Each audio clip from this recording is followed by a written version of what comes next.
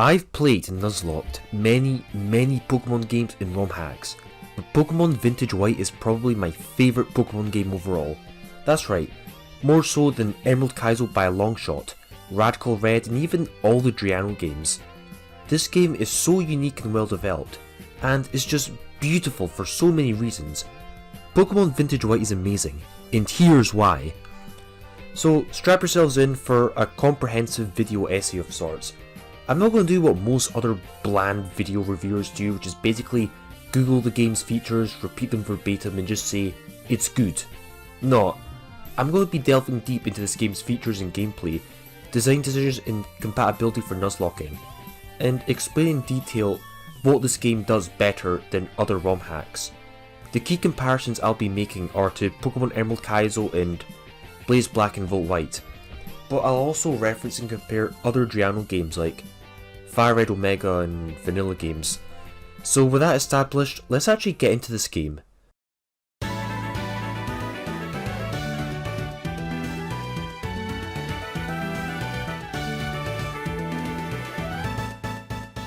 So what is Pokemon Vintage White? Vintage White is essentially a difficulty ROM hack of Pokemon White 1, changing a lot of things in really creative ways. The main gimmick of this game is that only generations 1 to 3 Pokemon are available for both you and the AI, with the exception of Pokemon that get Gen 4 evolutions like Magnezone, and post-game, which is another exception which I will be getting into depth later on. There are many changes in this game. It's not just black and white but harder, it's a lot more than that. Most of the changes though do revolve around the gameplay, battles and balancing. The Dawn fan in the room with this game is the Pokédex change of only seeing and having access to generations 1 to 3 Pokemon. Well, until post game at least. The real spicy part about this game is how these familiar mons have been changed like all hell. They're so different now. Evolution requirements have been changed, learn sets have been changed, moves have been rebalanced, types have been changed, and oh boy, there's a lot to unpack there. Along with huge base stat buffs. The type changes are the funniest part of the game, and one of the things that really made it stand out for me, for better or for worse, a lot of people, especially in Pokemon Challenges community, have really complained about these changes and criticised this game by saying it's way too unfair and badly designed. But these people have room temperature IQ and they're objectively wrong, and here's why. You okay, Vegeta? Yes, just an aneurysm out of sheer stupidity. The type changes are pretty awesome. Yes, it takes a lot of time getting used to, as the standard mons are changed so much, but the changes are so unique and fresh, and not only provide great balancing, but many of these changes are actually very based and make sense contextually. I will admit Blastoise being a part dragon type is weird, along with Arbok, but it's not that far-fetched. Turtonator is a dragon type after all, and that's a turtle. Blastoise and Arbok, they're both reptiles, and they both learn dragon moves already. Arbok could pass for like a species of dragon, especially since it's already in the dragon egg group. Arbok is literally packing Dragon Balls. Then there's Meganium, which is a bit weird, being grass psychic, but it already had access to psychic moves in base games, and especially many psychic status moves like dual screening and safeguard. Is safeguard psychic? I don't even know. Combined with the forehead tentacles it controls telekinetically, and the Pokédex entry stating that it can conjure up flowers, along with having psychedelic properties. Meganium being a psychic type is actually understandable. Remember, there's no fairy type in this game, so psychic actually feels like the next best option. Magcargo got a lot of hate for being fire-water typing, but that's no different than Volcanion. Basic physics. Magma is a liquid, which can literally absorb water, hence the ability it gets water absorb. And magma can also create steam, which then turns into water. So, Magcargo being a water type, I can sort of see it if you're inspiring it off of like a volcano and like boiling water. But after all those, the most controversial type changing of all, Electric type Pidgey. Oh god, this one got so much hate from the YouTube demons. People were whining so hard. How the hell can Pidgeot beat an electric flying type? Why? Why? Well, okay, I guess it is wacky as all hell, but this is unironically such a 10-brain change. Seriously, the more I think about Pidgeot being an electric type, the more sense it actually makes, real talk. Electric flying are actually a pretty common and pretty reasonable dual typing, kind of like rock and ground and dragon and flying. Electricity in this context is referring to thunder, which comes from the sky. Thunder is associated with storms, which is also associated with flying types, hence the connection between Thundurus and Tornadus.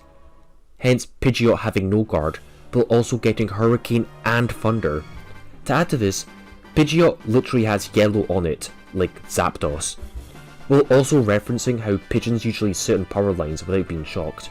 Makes sense, agreed, and even if it does make sense to you, in that peanut-sized brain of yours, it's at least a nice change to the standard normal flying combo. And this game still has some of those. So there, type changes are actually mostly based.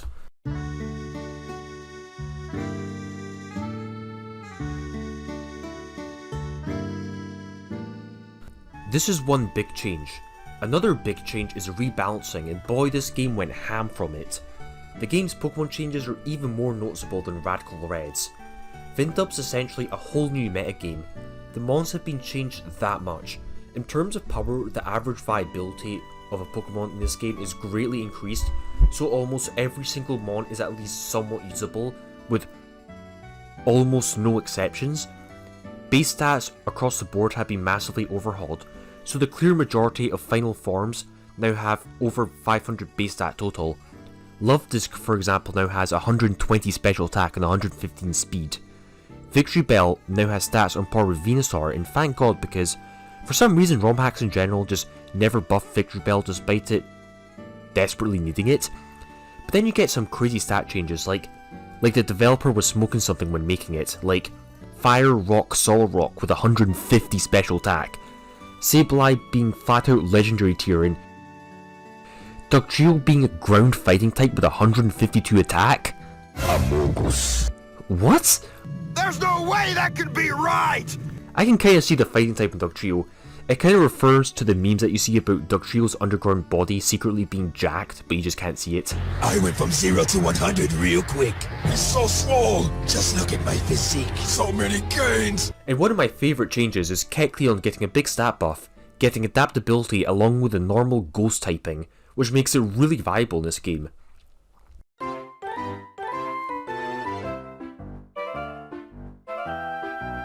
The starters you pick in the Vema Town are the Hoenn ones that you get at the start of the game, and there's a lot of debate about the best ones. The metagame has changed over time. Swampert got absolutely no stat buff, apart from it getting the ability Swift Swim 50% of the time. It has good stats, but it's just another decent water type, of which you get so many already. This is just power crept after mid-game. Now, if this was a few months ago, then Blaziken would without a doubt be the most powerful starter in the whole game. Plus 10 to its attack and plus 5 to its speed, with speed boost? Yeah, that's ludicrous. Save state a perfect adamant max IV chicken, and you have one of the 3 most powerful fighting types in the whole game, while also having infinite speed on top of that. Hell, it's so overpowered, it single-handedly invalidates every other fire and or fighting type in this game. They automatically become Blaziken at home. Like, why would you use something like a Machamp when you have a Blaziken which is just better in every way? But alas, Chicken got recently nerfed to where it now has Sheer Force as its ability instead, hugely nerfing it. Still good, I guess. Sceptile, however, I would argue is the best starter now after the updates, especially if you're playing post-game, which you should. It's now a physical attacker with a Dragon type and Technician. Fake Out with buffed Dual Chop is just phenomenal in this game, and it only gets better the later you progress. As in the nature of Poggy White, all the other starters are obtainable and all got new changes as well of some kind, like Feraligatr being a Dark type. The Pokemon changes across the board are pretty wild. They provide a big breath of fresh air and create a very interesting and balanced metagame. But how's the gameplay itself? After all, these new mons are kinda pointless and the gameplay and balancing are just awful, like Darkrai and Kaizo.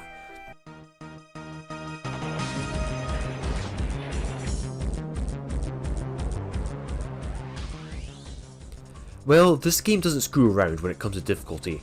It's hard. very hard for most people's standards. Hardcore Nuzlockers will feel right at home, but even then you will still be challenged quite a bit. The developer himself stated that if Blaze Black and Volt Light were 6 out of 10, and Emerald Kaizo was a 10 out of 10 in terms of difficulty for Nuzlocking, then this game would be like an 8 to an 8.5 out of 10. To put into perspective, keep in mind that EVs are completely removed from this game because they're such a cringe mechanic. Battles here are pretty challenging. You will be required to consult the docs and plan for virtually every trainer, with a few exceptions. While most normal trainers are very manageable and only require minimal planning, bosses are the main source of difficulty. All gym leaders have 6 mons with held items and require good strategies to beat, unless you want to lose some mons. These boss battles also make good use of double and triple battles, which is a pretty fun mechanic. Double battles require much more strategy and knowledge from the player and are much harder to just stall cheese or set up cheese.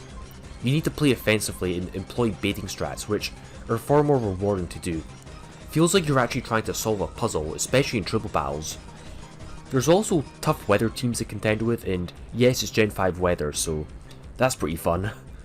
Though this game is hard, my absolute favourite thing about Vindup as a whole is the balancing. Difficulty is nothing without good balancing to back it up. Emerald Kaizo gets put on a pedestal by some people, but it's not a good game for Nuzlocking, nor is it very fun. Early game is very RNG, and the sheer amount of required planning and time needed just to go from one area to the next is so draining and repetitive. Emerald Kaizo is just inaccessible for most Nuzlockers and is only for the most niche dedicated of fans. Vindup, however, is very balanced. The mods almost all feel viable to some extent. Everything can be used and contribute to your run, so there's very few dead encounters. This, combined with how dense a lot of the areas are for encounters, creates so much replay value, as you can play this game like 10 times over and have a unique experience each time. For example, Route 1 has 10 different mons in the grass. All of them, with the exception of Beautyfly, are great encounters and are pretty important if you know how to use them properly. But there's also the option to fish at the water for an okayish water type. You could delay Route 1 to get Shaky Grass for guaranteed routes, or you could delay for Dark Spot fishing to get Whalmer or Mantike, both of which are pretty good. So you have 4 different options at Route 1, and each of them have unique mons in them, and almost all of those mons are pretty good. So there's a lot of different options in play value. This balance means you almost always have a viable box for each point in the game, and the enemies, while being hard, are almost always doable with good planning. Worst case scenario, you might have to dodge a crit here or there, or you're forced to sack an occasional mon mid to late game. This game does reward good players in Nuzlocking. This balance of being hard but still needing to respect the AI is very fun because the length of this game, I feel, is just right. Whereas Emerald Kaizo has like literally hundreds of trainers all requiring planning, this game is far more reasonable. The splits between each gym leader is short enough so you feel like you're actually progressing quickly enough. You need to plan, but it's not that time consuming, and though there are hard trainers, you don't have to fight them again and again. It's not that repetitive. The game moves at a pretty good pace.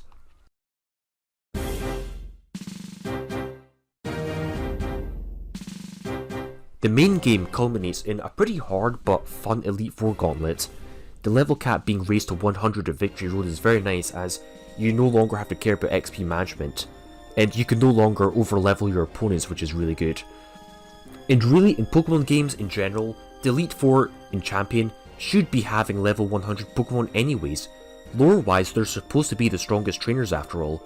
It's so lore breaking in Gen 2 how the E4 and even the Champion are absolute cannon fodder with like level 40s with horribly designed teams. You'd have to be a total pillock to have any trouble with them at all. That would be like a Dark Souls game where the final boss was a random zombie dog that you could just one shot. That would be so boring.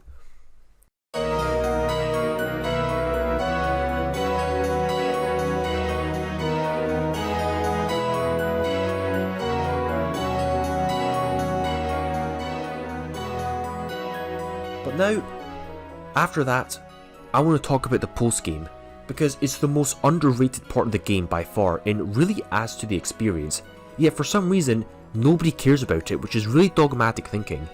In Gen 2 you're expected to do post-game in a nuzlocke, but in every other game it's basically ignored by the community, which is BS. You're literally skipping out a big chunk of content that the developer went out of his way to make, including the best battles in the game. Renegade Platinum, for example, which is a really popular game that had a post-game that got pretty much ignored, had a really well made post-game which adds a lot to the game, and you're just really missing out by ignoring it. You have a large new island to explore with new environments and soundtracks, really adding to the idea that you're in a new part of the game. It's literally some kind of tourist resort battle amusement park, which is pretty fun. You get way more new encounters, 6 new gym leaders, extra content to do, a new and improved Elite Four that has different mons and legendaries in it, which really gives you the feeling of progression onto a true final boss fight, along with the extra optional battles after that get even harder, including an almost impossibly hard boss battle gauntlet for the ultimate challenge at the end. So much new and engaging content to do. After all, if you're playing a game that you truly like, be it Pokemon, Dark Souls or Final Fantasy, you don't want the game to end. You want to be able to keep on playing the game even after doing the main storyline and keep progressing. Vintage White's postgame is very fun and underrated. There's no urgent storyline or anything after beating Ghetsis, just a bunch of new content you can do, which was pretty engaging. I like the idea of after saving the world, I can just go out and do some chill exploration. You unlock the quest of finding all the plasma sages, which is fun, because it gives you good rewards and actually incentivizes you to backtrack through all the areas of the main game that you've already done to pick up all the items that you missed out the first time. Just pure exploration, which is pretty rare in Pokemon games. Then you have access to everything else instantly. The other side of the Unova map, with new environments and awesome new soundtracks, many optional boss battles like Cynthia and Wolfie, and very importantly, this is when you get access to Generation 4 and 5 mons for yourself, finally. This was very fun to finally unlock, as you get quite a few new encounters here, and you can get some crazy Gen 4 and 5 mons, many of which have the wildest changes of the whole game, like Electric type Serperior, or Dragon Rock Rampardos with these stats, and uber buffed vanilla ice cream. Trainers will also get these new mons too, making these new sections feel pretty fresh.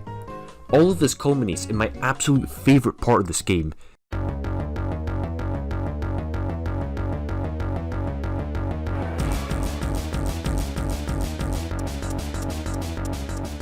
The Elite Four rematch, and man, this is a hidden gem. Probably my favourite Elite Four of any game. They are way harder this time around and really do make it feel like a final ultimate challenge after everything you've been through, really closing out your Nuzlocke, requiring galactic brain strategies to get through, and will really push your Nuzlocking ability to the limit. I'm one of the literally only 3 people who's actually completed this massive challenge of beating Alder live with hardcore Nuzlocke rules, and it was so tense. Double Battle E4 is so nice, forcing you to play proactively and invalidating a lot of cheesy stall strats, with Generation 4 and 5 Pokemon in the mix and legendaries, which is just awesome. The opposing team are very powerful to the point where I myself feel justified in using legendaries. Usually in like Driano hacks like Fire Red Omega, the game was easy to the point where I had to ban legendaries despite actually liking to use them, because they were just too overpowered in those games.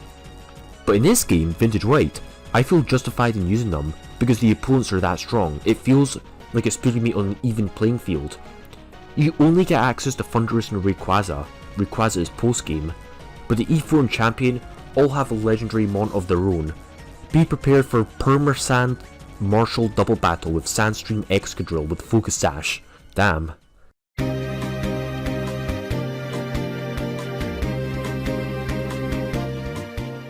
Well, all this is awesome. The best part about the post-game experience for sure is that it's completely non-linear, which is so overlooked and makes it way more fun. Pokemon games in general are usually really linear with very little deviation and meaningful exploration, yet here you can do all the new areas and events in whatever order you want. It's like playing Skyrim and unlocking a new expansion pack, giving you a whole new area to explore. The only issue I had was that there wasn't enough new content to do, as almost all the new trainers are skippable and you can do the whole thing in like one day. But the true final boss in the rematches actually gives you a meaningful objective to do after beating N and Getsus. After all, even once you beat Getsus, you're technically still not the champion yet.